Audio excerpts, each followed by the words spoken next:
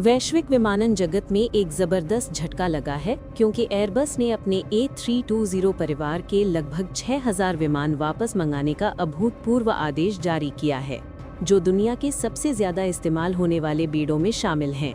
कई महाद्वीपों में उड़ान संचालन अस्त व्यस्त हो चुके हैं। एयरलाइंस तेजी से उड़ानें रद्द या विलंबित कर रही हैं और यात्रियों को लंबे टर्नअराउंड समय की चेतावनी दे रही हैं।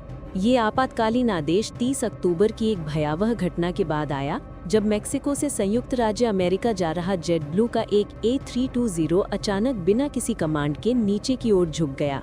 यात्री सीटों से उछल पड़े, कई घायल हो गए और क्रू को फ्लोरिडा में आपातकालीन लैंडिंग करनी पड़ी। इस गड़बड़ी ने तुरंत नियामकों को सतर्क कर दिया और FAA ने तात्कालिक जांच शुरू की। एयरबस का अब कहना है कि उसने एक साधारण यांत्रिक खराबी से कहीं अधिक जटिल और चिंताजनक कारण की पहचान की है।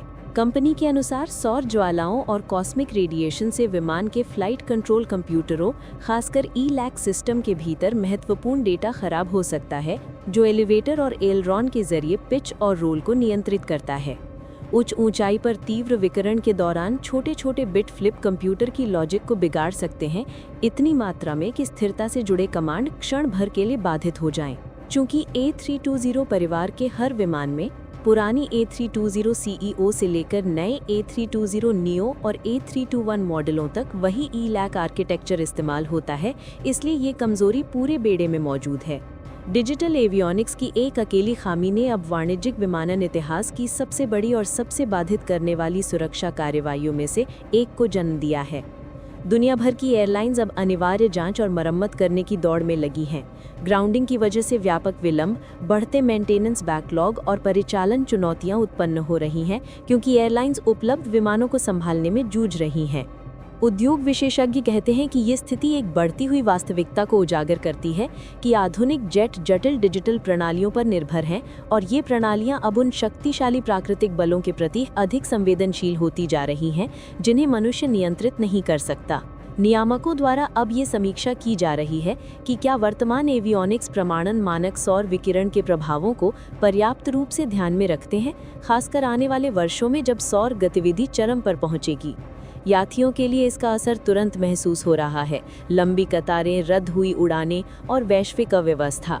लेकिन विमानन अधिकारियों का कहना है कि ये रिकॉल एक आश्वासन देने वाला संदेश भी देता है कि दुर्लभ और अप्रत्याशित जोखिमों का सामना गंभीर दुर्घटना होने से पहले ही सीधे तौर पर किया जा रहा है।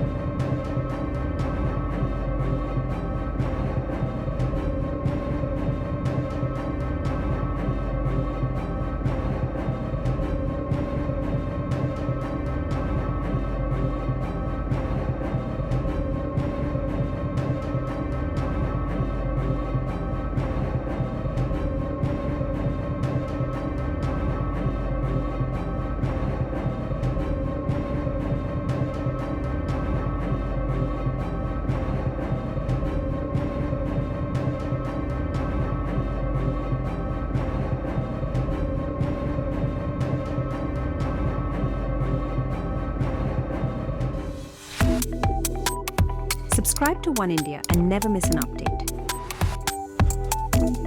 Download the One India app now.